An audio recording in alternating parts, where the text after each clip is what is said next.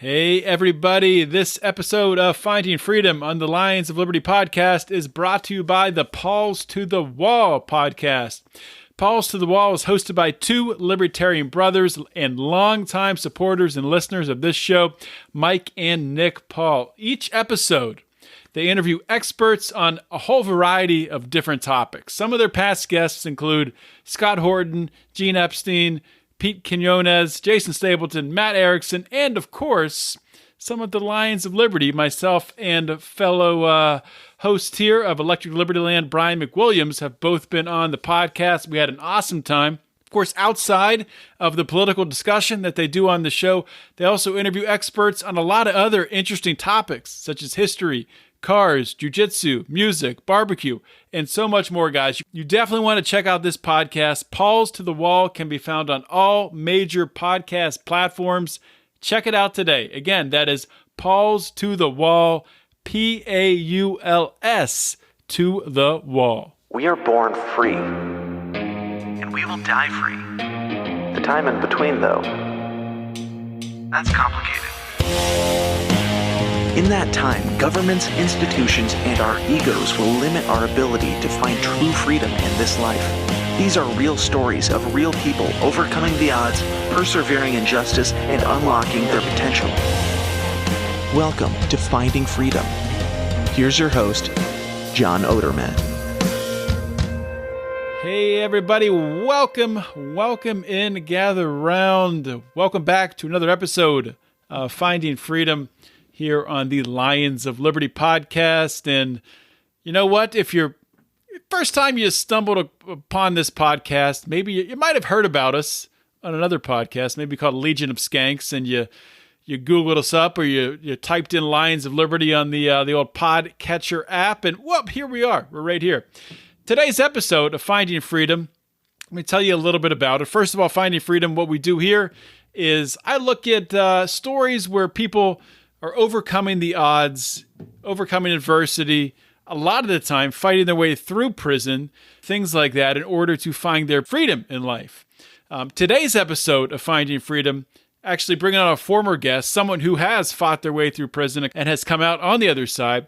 But today we're talking about people who have been left behind, people who have served decades in prison for violent or nonviolent crimes and are stuck and cannot get out, and they've, checked every box and done everything possible that any sane person would think, you know what, I think it makes sense to let this person be free, let this person out of this cage.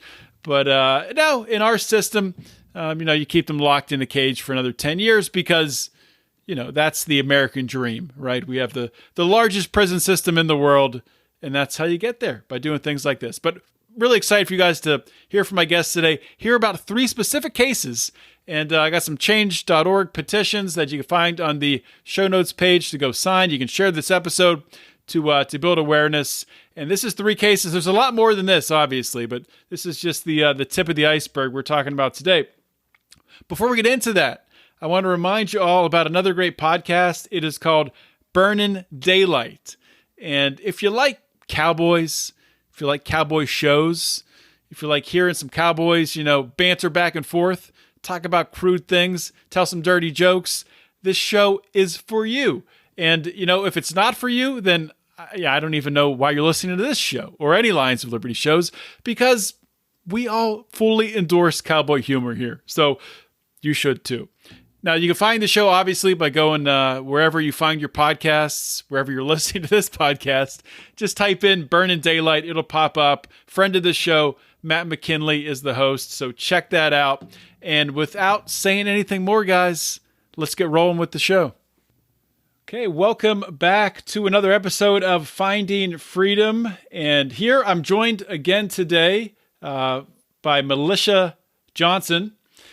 And she was on the show back on episode 260, I believe, and I think that might have been this. I think it was actually the second to last episode of Felony Friday before we changed the name to Finding Freedom. Of course, we've changed a little bit of what we talk about, expanded the focus of the show somewhat, but the focus is still very much on the criminal justice system, shining a light on this broken system. And Melisha wanted to come back on the show to talk about specifically 3 individuals they've been left behind. They're still in the system. They've done, more than a decade. I think maybe all 3 of them have done 20 years in prison. We can get into talking about each case. And I just want to start off by welcoming Melisha back to the show. Welcome. Hi, John. Thank you for having me back. I appreciate it. Well, thanks for coming back. And I guess we'll start out before we get into talking about the people who've been left behind here. For people who didn't hear episode 260 of this show, if you could just give them an overview, introduce yourself, talk about your time in prison and what you learned about this criminal justice system that we have here. Well, thank you, John. Once again, I'm Melisha Johnson. I just was released on November 18th of last year to home confinement. I was sentenced federally to 12 years for the charge of wire fraud. I completed 83% of that time, which is 10 years of that 12-year sentence, due to the CARES Act coming in place and releasing me on home confinement. I'm not working yet due to me having some personal medical issues that I had to deal with. But right now with the rules, we have to report once a week. I'm given a leg monitor. They are requiring us to work, to maintain, to save. So I'm actually excited about that. Once I finish this month, next month, I believe I'll be going into the workforce. And I'm excited about that because it's been 10 years since I've been out in the community. As far as my time in prison, I'm not going to say that it was a horrible time. I did learn some life lessons. I did gain some skills while I was there. I was employed at Unicor Warehouse, which I left as a production coordinator. I was there for close to 3 years. So I got a lot of good work experience. It just really helped me and boost up a lot of things on my resume as well. Something I never thought I would wind up doing, but it took that experience. So I really want to just talk not just about me today. I really want to focus on these ladies, like you said at the beginning, of that was left behind. So many were left behind, but 3 in particular that I want to talk about. So these 3 that we're going to talk about, did you do time with them? Did you know them while you were in prison? Yes, I personally know them. Know them. Some longer than others, but I personally know all 3 of them. Okay, so we'll start out with Tabitha Gray. So I'll let you tell us about Tabitha. Tell us about her case. Okay, well, Tabitha is definitely a person that is very close, a friend. She actually a mentor of mine. She's been incarcerated close to 20 years. She was actually involved in, it was a bank robbery. So she's classified as a violent crime. However, she didn't participate in anything actual violent. Just because the crime is violent doesn't mean that she's violent. Plus, even by the fact that she's done 20 years, anybody can change over 20 years. And so I don't want you to be scared of the fact that it's a bank robbery charge, that she's not a different person today. Like I said, she's been incarcerated for 20 years. She has 3 sons. While she's there, her parents are living. And I will say she has a very supportive family. Her mother and father, her sons, her brother, her sister. For 20 years, they have been active in her life. And that's just a very, I love the fact that I love it. As a matter of fact, I talked to her mother maybe last week or so. And so they're still expecting their daughter, something to change for her daughter. But while Tabitha was there, she's a mentor to so many. She actually taught classes. She developed a curriculum actually that the Federal Bureau of Prison approved for people to take. Now, because programming is so important, we get points while you're incarcerated or the amount of classes that you take, and it will help you when it's time for release. However, Tabitha has taken over 100 classes. She took victim impact. She's also a suicide watch mentor for people who's trying to commit suicide or even having to think of it. She's wrote books, devotions, but all the class and all the work that she's done, none of that helps her due to the fact that she has that violent crime. So that's one of the things. I don't want people to look. We put a petition out. We have over 1,100 signatures now. So we're very pleased about that. She has her clemency that's going in right now. And we just want some fresh eyes to look at it and to not look at who she was, but look at who she is now and the change that she's made while she's incarcerated. Yeah, and just to chime in quickly on, talking about her having a violent crime, that's, even talk about a bank robbery. I mean, people make mistakes, and yes, 20 years is a long, long time for almost any crime. I don't look as that as, and I don't think my audience would see that as any, reason, not to sign the petition or, not to advocate for her release. So I think people definitely get behind this. So how much time, do you know how much time is left on her sentence? She has 5 years left. Has 5 years left on her sentence. And we're just actively trying to help her because, like I said, she has grandchildren now that she's never seen. So much have changed. Even with me being gone for 10 years, then transition has not been easy. So her being 20 years. So we can just imagine how much things have changed for her. And like you said, 20 years is a long time for anybody. And like I said, she's a wonderful person. We got letters from the staff, the certificates that she's completed. Like I said, there's classes and curriculums that she's developed that the FBOP approved for to be taught as part of some of the reentry classes there. So I'm very proud of her, not just because I can say that she's my friend, but I know who she is. And when you've been incarcerated with somebody, we see that every day. You can't only fake it for so long. You can only hide for so long when you're living with a person. So what I see with her today is something that I saw every day.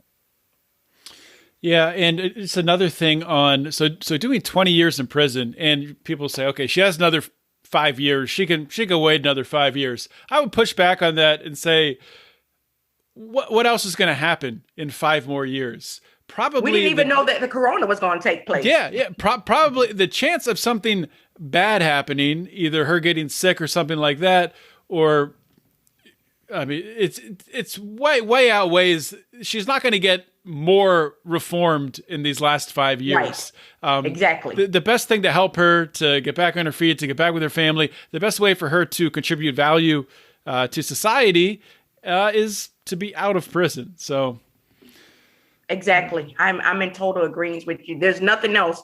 She can't even take any more classes. There's nothing that they require for her to do. She has maxed out on everything. So she's ready. And I would say that she is ready. And I just pray that the community, this country, will give her another chance. So what has happened with her? Was she trying for compassionate release or? Well, actually, she did put a clemency in under President Obama. That was denied. She put compassionate release in. That was denied. Right now, she has another one in due to the fact that a lot of us have been released on home confinement. And I think a lot of things of what they're looking at is the fact that it's violent. They don't look at nothing else. They don't look at her post-rehabilitation. They're just looking at violent, and they don't even go any further. So, but she does have another one in right now. So we're trying all different avenues that we can do to, try to help her. But her clemency and her compassionate release is what we have in right now and what we're working on. Yeah, just, thinking of bank robbery, someone that comes to mind who hasn't been on my show yet, but will be on someday. I've talked to him before. Sean Hopwood. I don't know if you're familiar with him, but he did time for bank robbery. Got out of prison, got his law degree, and now he's been key in advocating for so many of these people getting released. So you can't look at something like a bank robbery and say someone can't come back from that, because, I mean, Sean's a great example of that. Thank you for sharing that. Thank you for sharing that. See, people can change. Things can happen. Mm-hmm. So, yes. Absolutely. So anything else you wanted to talk about before we move on? Well, basically, I think I just covered it all. I just, as you see the petitions out there, please, sign it. We're also praying that his hands get into the right hands, whether it's the president's hands or the judges, that they would just give her another chance. But I think you basically said it, that, if Sean can do better, and look, he's working on his law degree. So I know that good things can happen for Tabitha if she just given another chance. Absolutely. Okay. Talking next, Sara Hohen, and I don't have her change.org petition in front of me. So yeah, if you could take us through Sarah's case as well. Okay. The title of her change.org is Please Bring Sara Home. But Sara is currently 33 years old. She's been incarcerated for 10 years. She's actually a mentee of mine. I've been knowing her for 10 years. I've been knowing her since the time that she became incarcerated. She was 22 when she received a 27-year sentence. She received 27 years for manufacturing meth, conspiracy, and was all due to her co-defendant, which is her second child's father. So she has her children now are 17, 14, and 11. Sara works at Unicorn now, but she's very remorseful for the things that brought her into prison. She was on drugs and she was too ashamed to get help. And a lot of time with the drug offenders, most of them are addicts. It's not just a point of the selling, but they're addicts. And a lot of times help is not even offered to them. They just ready to throw you in prison and not giving you the help for what you need while they led you into that situation. But she's definitely remorseful for her situation. Currently, her mother has some health issues, and her children had to kind of be separated a little bit because her mother's not able to see about them as well as, other things. And Sara has her clemency in as well. She was denied for the Home Confinement Act because they consider this as violent as well. I guess is the amount of drugs that came with it. But she definitely needs another chance. She's very beautiful person on the inside and out. She's ready to advocate. She's ready to be the parent for her children that she's missed the last 10 years of her life. And she's just ready for somebody just to hear her voice, knowing that the charge doesn't speak for her. She was an addict. So how much time has she done? So she was 22 when she went in. Yes, she's done 10 years. She's done 10. And she had a 27-year sentence. Yes. Yeah, and this is sad. 3 kids. So yeah, the past 10 years they've been without their mother. Very sad. Yes. But, like I said, as well as with Tabitha, but her kids are active in her life, as well. And we just really are grateful for them just standing there. But it definitely is causing a strain on her mother right now because she's been doing it for the last 10 years. And now she has these health issues. So at least if her clemency, we're praying that the clemency go through, but release her on home confinement. There are so many people that was released on home confinement. This is still a form of incarceration. We're still being monitored. We still have to go and do drug and alcohol tests or whatever the case may be. She deserves a chance as well. And I just pray something comes out for that. So if you see her, please bring Sara home, sign her petition as well. We will be submitting it to the president as well as to the United District Courts. Yeah, hopefully Biden gets started soon with some clemency. That would be nice. We're ready. We're on pins and needles. Like, all right, let's start it off. He's doing a great job now, and we're just waiting for some more good things to come for the people who's behind the walls.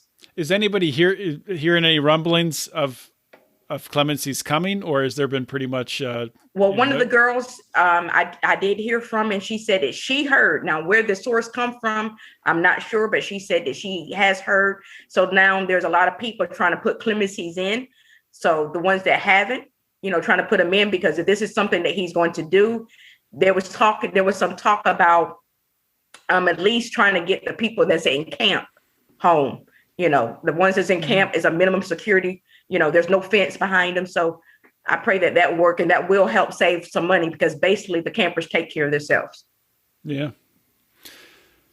So what was Sara's 27-year sentence, first time drug offense? What was her offense? Conspiracy to manufacture methamphetamines. Conspiracy. That's a terrible charge. Yes. It's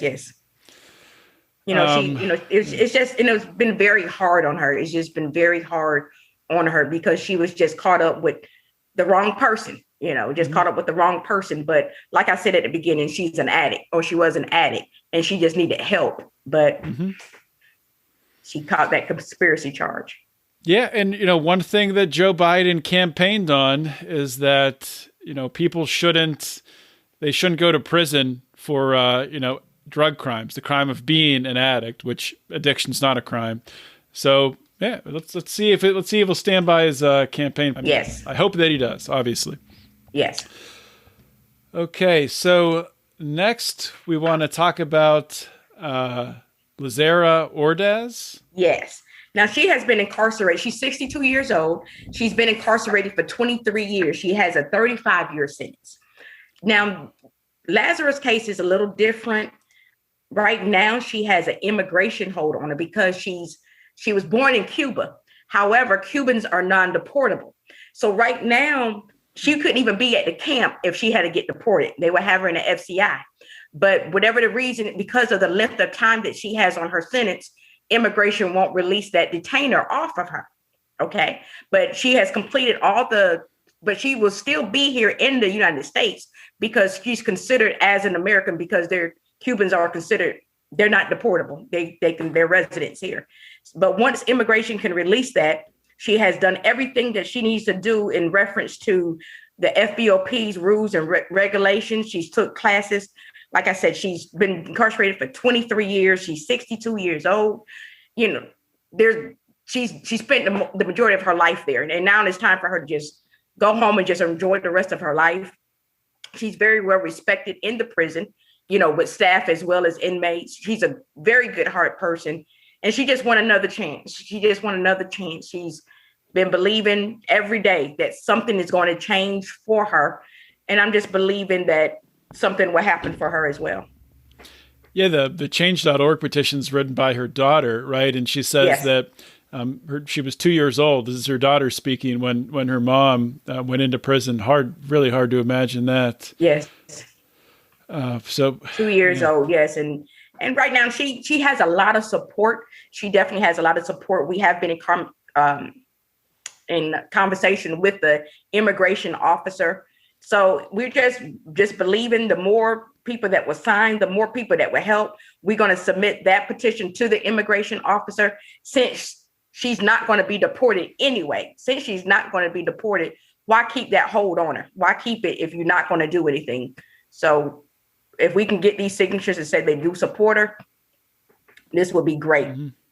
Yeah, that doesn't make any, I'm not surprised it doesn't make any sense, but yeah, having the hold on it doesn't, what's the point? Right, exactly. But a lot of times they do that. And by me being at an FCI, I have seen it. I think Cuban is one other country. And sometimes they just do it just to get you there to release you. And it just it prohibits them from any reentry credits or even doing anything because of that hold that's on them. But like I said, I don't even know why the detainer is on her being at a camp anyway, because she shouldn't even, but they're just doing it. But we just going to get these signatures, submit it to him. Come on, give her another chance. She's done 23 years. Let's run it. She's 62 years old, doing great. She's working. She's definitely working. She's working 3 jobs actually. So she's just staying busy, just trying to stay out the way so she can go ahead and get another chance with her daughter. So she's working 3 jobs in prison? Yes. How does that work? Well, when she goes in the kitchen in the morning and then she'll work a little bit there, then she'll start at Unicor and do there. And then she's also the camp's photographer. So she takes pictures on the weekend. So she just stays busy. So the kitchen, camp photographer, as well as working a full-time shift at Unicor. How much of that money are you able to keep, or does the prison take a percentage of it? Well, the only ones who lose don't actually keep. Some of the money is the ones that owe restitution. So if you have restitution, they take half of it out if you're working at Unicor. But if you're not, you're able to keep your paycheck. And the most you make at Unicor is like $1.25. Regular compound is like 46 cents, $25 a month. So you're really, a lot of times, if you don't have any outside support, they'll try to take on multiple jobs just to be able to get their basic hygienes every month. Man, that is crazy. Obviously the conversation in the country right now is minimum wage. Yes. Let's talk about these prison wages. That is absurd. That's criminal. I'm telling you. And then you have this FRP charge, which is $100. So if you're making $25 a month and they want you to pay $100. It's very hard. That, like I said, if you definitely don't have no support on the outside, it's very hard. But 46 cents an hour is, and some of them really calculate the hour. Like if you're not there an hour, okay, well, you don't get your 46 cents. So it's very absurd, and I hate it, and I'm glad that I'm not there, but I hate it for the ones that are there. So we're definitely trying to help as many as we can. What does that, I mean, because you're someone who's been through this, what does that do to you mentally when you're doing work and you're working hard and you're just getting this like little, small piece of the wage you should be getting? If you don't know your worth, it will make you feel like you're less than, or that this is what I'm only worth. I can't do no better. And a lot of times people don't want to even, they just feel like, hey, this is what I'm worth, and it lessens your self-esteem, your morale. And then you have some people who don't want to do anything because I'm only getting paid 46 cents. And it's hard for me to sweat and do this for 46 cents, but they know that there's penalties if they don't do it, but it does make it hard. It makes your attitude, have more of an attitude.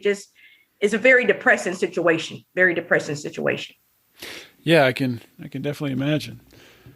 So just want to say one more time to go over the names, and I will list the three of these change.org petitions on our website at lionsofliberty.com on this show.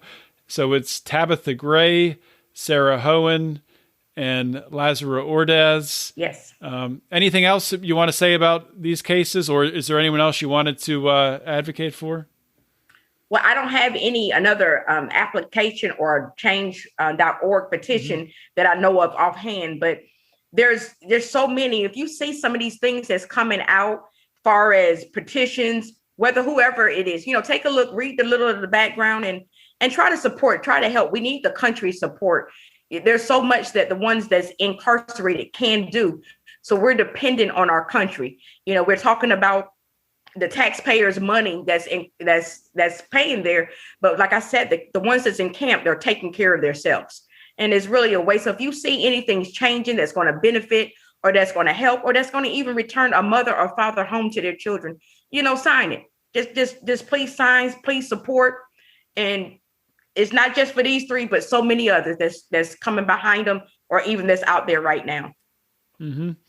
Yeah. And tell your friends to support and share this show. And share it. When you sign it, share it on your Facebook page, tweet it, whatever you have to do, share it. Just ask for help. We just need help. And we're people too. We're human too. Yes, we made a mistake. But we've done our time. We paid our penalties. Please just help us, get us to reestablish ourselves in society so we can become productive members of society. Yeah, I mean, I think the tide is turning, especially with the younger generations understanding how broken the criminal justice system is. Yes, and it's become so apparent as more and more people do get out and are sharing their stories. You look at this stuff and it's like how did this happen? Like who? I mean, we know how it happened. It's these laws were written, and when they write the history books, this is going to be a very, very dark period in American history for sure. Wow. The length of time that's given. That's the thing, the length of time that is getting given. And I will like to say, though, that when the COVID first came and they was starting to release people on home confinement, there was some that was denied to go. They was given dates and it was taken. I shared on the last time I was with you that I had a date, and then that mine was taken. And there was a young lady who passed away not too long ago that had a date, and she went out for surgery and she didn't come back. And so my heart just really goes out to her family, because they was expecting their daughter home, and then she lost a date and then lost her life while she was incarcerated. That's terrible. Well, Melisha, I want to thank you for what you're doing. Yes, you've gotten out. You're on home confinement, correct? Yes. So how much longer do you have on home confinement? I have 18 months, actually. I still have a year and a half left on my sentence. Any chance they'll shorten that? Or? Well, we're hoping that, because they're trying to determine what they're going to do with the rest of the people that's on home confinement. So we're just believing that the judges is going to give us a reduction of sentence. I have my clemency in as well. So, I know a person that did get clemency while she was on home confinement. So whether it's a reduction or a clemency, however they want to do it, right. I'm down for it. Yeah, well, I will definitely be praying for you that you get that. I'll be praying for these three ladies as well. And I just want to, say that I think it's incredible what you do and what so many of my other past guests do after you get out, rather than, just going about your life, and which I would totally not judge anybody for doing that. Right. But it seems like 99% of people that I speak with that come on this show, as soon as they get out, they turn around and actively campaign to get people out who were left behind. So I think that's John, that's I don't want to forget where I was at. I know what it's like. I've been there. And there's a lot of people who do say that when they get out, they're going to do things, and no judgment either, because I know once you get out here, things change. You're working, you have your family, but this is a strong passion of mine. Is a strong passion of mine. And I pray, I said, God, keep this in my heart, because I know I've been there before. I've been there, and I don't wish this on my family, your family, or anybody's family, if it doesn't have to happen. But I want to continue to go on with this. I'm actually enrolling in school now for counseling, because I want to open up a recovery center, a counseling center for the people who did come out. There's just so much that I want to do because I've been there. And so who can relate better than a person who's been there themselves? Absolutely. Well, Melisha, you're doing a great job, and I wish you the best of luck going forward. And thank you for coming back on the show. And thank you for having me. I appreciate it, John. Hey friends, what is happening? Just a quick note. I want to talk to you about another great podcast, one that I listen to all the time. It's called Good Morning Liberty. It's hosted by our good friends, Nate and Charlie. These are two guys that, I'll tell you what, they do a great job of sorting through the news and pulling out the most important stuff. They're two guys that they actually work together, and they have a healthcare IT consulting company. So really cool, interesting background for a lot of the things that we're going through today with the pandemic and everything else.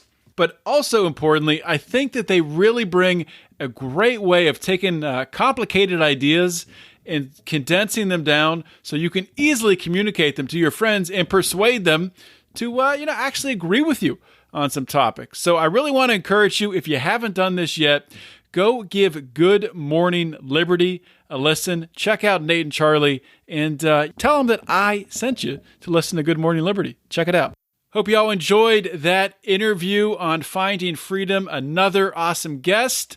And hopefully you guys also have subscribed to the Lions of Liberty podcast, and you're getting all three of our unique shows in your little listening device delivered to your ears. If you haven't, please do that. Just go to your app, you know how to do it, and subscribe. You can also leave us a 5-star review and a nice comment.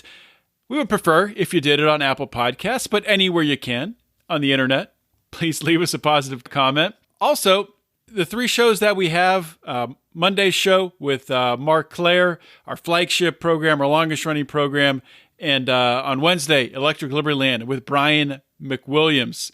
Those guys have been killing it, and I am so excited about the direction of Lions of Liberty. We're seeing some awesome numbers right now, and we're going to continue to grow, so it's great stuff. If you want to support us, we would love that too. Please go to patreon.com/Lions of Liberty. You can support us for as little as a couple bucks, or if you get in at a higher level, you get merchandise and access to us, and all the way up to you can advertise on the show or get to even produce a show. So check it all out, patreon.com/Lions of Liberty. And if you haven't checked it out yet, please consider checking out the Lions of Liberty store, where we have some awesome t-shirts. We have a Taxation is Death t-shirt with an awesome design. We have a Wax On, Tax Off t-shirt. And we're always coming up with new ideas and adding new t-shirt designs to the store. Check that out at lionsofliberty.store. And if you're in the Pride, you get a discount on anything you buy in the store. So you do both of those things and you win. That's all I got, everyone. Thank you so much for listening to today's episode. This is John Odermatt signing off. Always remember to keep your head up and the fires of liberty burning.